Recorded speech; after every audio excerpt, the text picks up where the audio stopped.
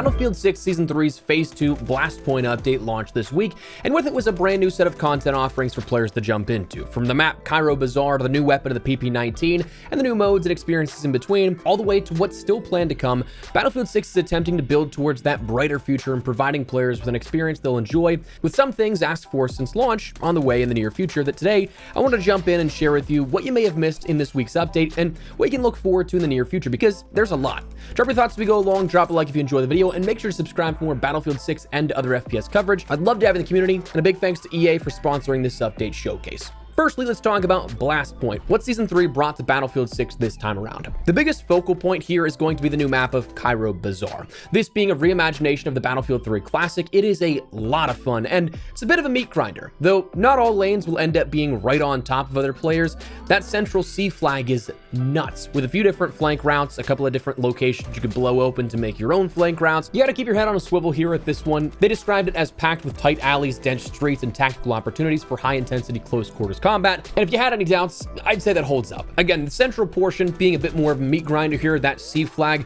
Honestly, of the times that I played here right after the update went out, as of recording this shortly after the update went out, I'm pretty sure that every single match I played for hours on end, the average amount of players per team I recall being on C flag was like average 8. Plenty of times over 10 plus, but it got hectic in those tight quarters. It's a ton of grenade spam, ton of crossfire. It's chaos, and I love that. But the outskirts are solid for your rifles, sniper rifles even, your vehicle play, so you get a nice little mix of a bit of everything. Honestly, with this, Goal Mud, and then the naval warfare content coming in Season 4, I've been having fun and looking forward to having more fun with the recent and upcoming maps here within Battlefield 6. The new weapon of the PP-19 is described as a modest but dependable close-range option, while still being able to tap into its helical high-capacity routes through selected modifications. This is available through the new Battle Pass bonus path. It's the final reward here with this event's bonus path for what you can work towards, so it might take a little bit of playtime to end up getting there, but it's going to be a solid option for that close quarter. It's got a nice fire rate, it's really easy to control recoil-wise. It absolutely felt like I was melting up close, and there were certain instances where even at range I was like, all right, that was a quick kill, but I don't know if that was like the result of team shots, because again, I was playing a lot of Cairo Bazaar, and I mean, that's team fight central depending on where you're positioned, but it's got a lot of awesome kill potential in that weapon, a lot of fun to play around with. If you kit it out with certain attachments, you're gonna find it's even better. I had a lot of fun with that helical 52 round mag, but for those that like that close quarters combat, it's a great option to have. Plus again, you mix that with Cairo Bazaar being a more close quarters centric map, you're gonna have a lot of fun with this. I think this is a nice pair between those two that it works out really nicely. You have the new recon gadget of the handheld jammer that was introduced, where this allows you to jam the enemy signal and disrupt nearby smart and electronic devices for a short period of time. This also coming in that bonus path, so something you have to work towards a little bit. If I'm not mistaken, I think it's about like halfway, maybe a little earlier than halfway, but it's part of that new bonus path. You have the new attachments via challenges of the cryo and buckshot. The cryo is a cryogenically treated barrel that enables a quick transition to aim down sight and improves accuracy during sustained fire. So a bit of your handling there that it's going to help you out with. And then your buckshot is your standard penetration shotgun ammo with increased range and damage per pellet, but fewer pellets per shot. So that, of course, just being a new way to play around with your shotguns, making it a bit more lethal if you are accurate with those shots. Another big focal point here out of this update was Battle Royale solos. Of course, this has been something that's been tested in labs the last couple of months, and has been something that's been asked for since the launch of RedSec for this to come to the game. So it finally has. There are a few changes to this from the standard squad experience to where we are with solos. 100 players down to now 80 for this, where there's faster, earlier ring movement, and there's a new setup for vehicle play in solos so that it's not as imbalanced, meaning the main battle tanks and infantry fighting vehicles have actually been removed to create a more balanced experience, they said. Obliteration was added as a new mode for multiplayer, where you have to secure neutral bombs, escort the carrier, and destroy enemy MCOMs as the iconic battlefield mode returns here with this. I played this briefly. I enjoyed my time in it, but I was definitely more hyper-focused on Cairo Bazaar right after the update went out, that I am still looking forward to jumping back into this a little further. But that's your content that was added as of this update. One other big thing that came along with the Blastpoint update was a free trial for Battlefield 6. So from June 9th, this Tuesday, whenever the update went out, to the 15th, a couple of days after this video goes live, Battlefield 6 will be free to play for a limited time with 5 different modes, 4 maps, and all that comes along with that. So the formats you can play are Railway to Golmud and Cairo Bazaar, along with Contaminated and Eastwood through the modes of Conquest, Escalation, Breakthrough, Casual Breakthrough, and Obliteration. So for those who may not have Battlefield 6, you can jump in absolutely free of charge and check out a little bit of what's on offer and the newer stuff here actually we're talking about here today.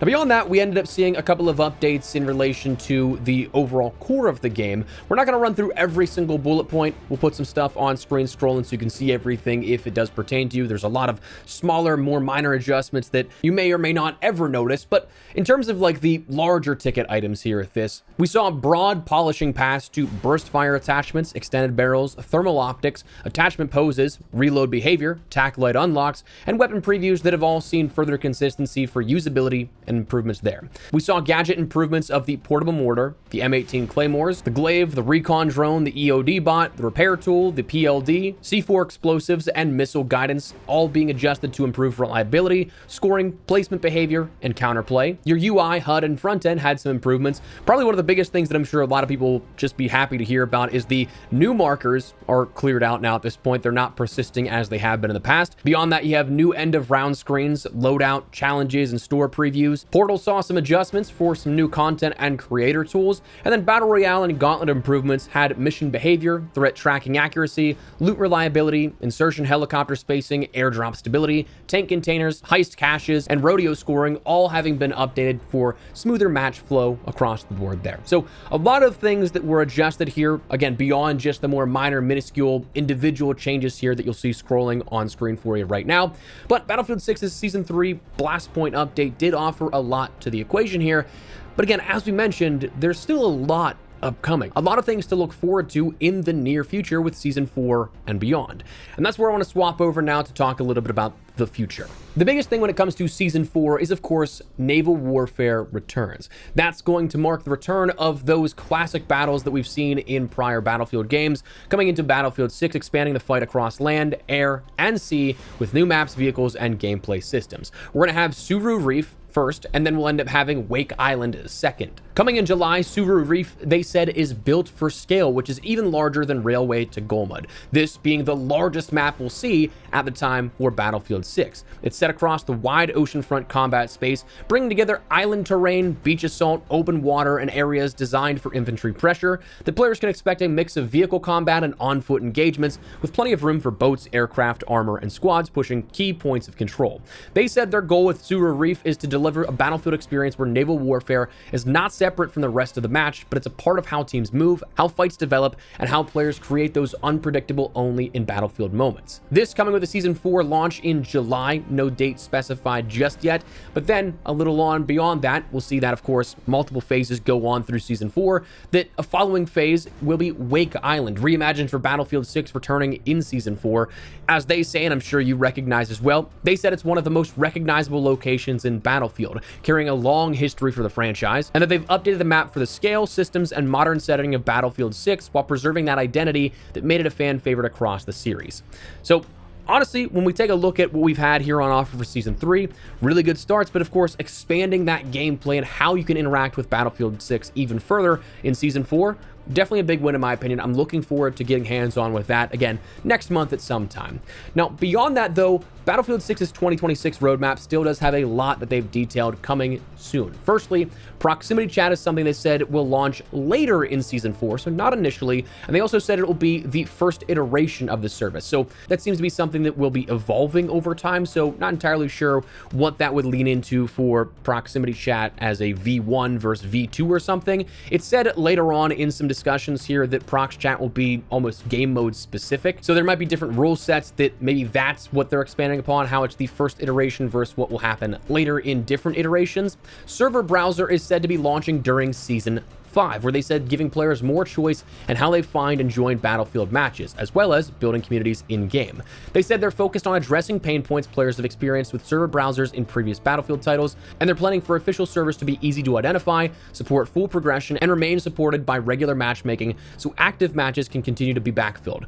They said they're also working on a more persistent match flow where possible, with the goal of keeping more players together across matches while still respecting individual matchmaking choices. Additionally, in Season 5, Platoon platoons will be returning, where that'll be something that will allow players to have platoons upwards of 100 members, easily able to party up with those members and represent their platoons with their own tags. So that's another fan favorite feature that will be returning, and again, a nice social element to Battlefield 6. In Season 5 as well, we're going to see more existing map improvements to Blackwell Fields and New Sebek City. Those, of course, being, I think, very warranted updates. As to how those will play out, what's going to be changed, we don't quite know. But of course, those, when you look at the overall library of maps within Battlefield 6, those have some significant pain points to them. And of course, then, multiplayer ranked will be coming. That's something that they're going to be evaluating still. We don't have a specific date for that just yet, but will be something that supports a little bit of that community for the Battlefield multiplayer ranked experience.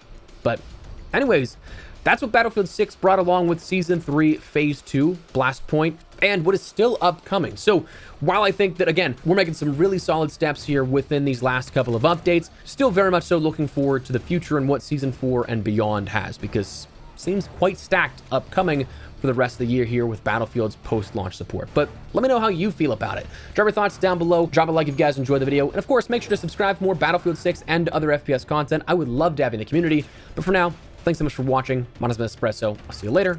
Take care, and peace.